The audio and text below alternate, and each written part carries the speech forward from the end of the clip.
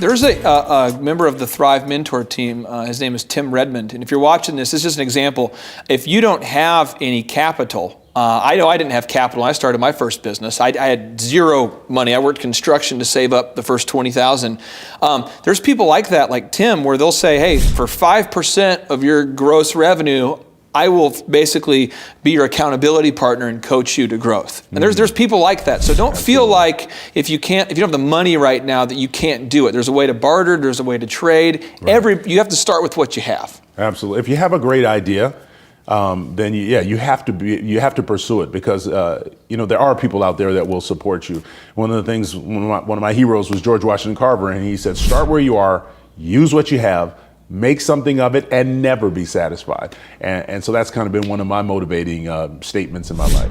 Now I don't want to miss this point, because George Washington Carver was so fabulous. But one of the things that he did that I don't think a lot of people realize is that he didn't have any books. Dave, right? Until he was what, 12? Like 12 years old. Yeah, he had just a Bible. That was his only book. And so he grew up as a slave. His family members were abducted as a child.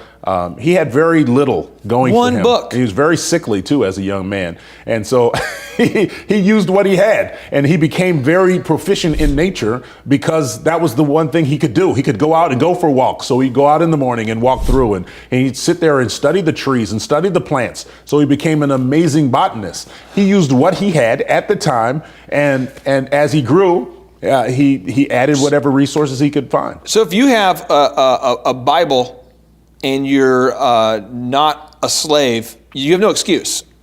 Yeah, right? Clearly. I mean, that's what we use with our students at Carver. We say, no excuses, please. Whatever your situation is, Carver had a worse situation. He used what he had, and he made the most of it, and you can do the same. Love that. Now, the principle number 2 is structure. What does this concept of structure mean to you? When you say you have discipline over here, that's me as a person, being disciplined, and then you have structure. What does it mean to set up the right company structure? Well, a great picture of structure, and back to a sports analogy, but a great picture of structure is a football field, for example. If I know where the out of bounds are and I know where the goal line is, it's really easy to draw a place. If we got a gigantic open field and I don't even know where I'm going, really makes it difficult for me to plan. And so you need a structure, you need a framework with which to work. And if you can draw up the field and narrow down the parameters a little bit, it will help you so much making a play.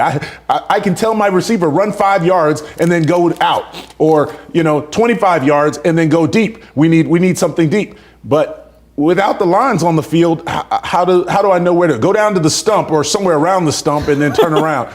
It helps you with your planning. There's a business that comes to my mind that I met at a convention. I spoke in. I was another home builder, and he was telling his marketing person, "Well, we want to get out there, and you want to see enough people, and you want to say the right things." This is literally what was said. Right. See enough of the right people and say the right things. And so their marketing person's going out every day just getting clubbed to death. And so finally I'm like, hey, time out, because I'm speaking and I'm meeting these people for this little dinner engagement. And I said, they're like arguing, they're talking about each other, and I'm in the middle, and I'm like, oh. And I said, let's get into it for a second. Specifically, ma'am, where have you been going? Because he's saying go see the right people, say the right things. Where do you go? And she's like, well, I do a lot of networking in this area.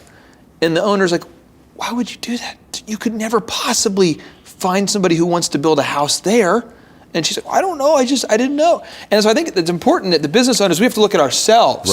Right. We can't look at our employees and say, well, you're not being resourceful enough. Yeah. We need to provide that structure. Well, it's very much a function of leadership. Okay. Making sure that your employees know where the boundaries are. Yeah. And if you, sometimes in the beginning especially, if you drop too much stuff, that's probably a better thing than to have not enough stuff.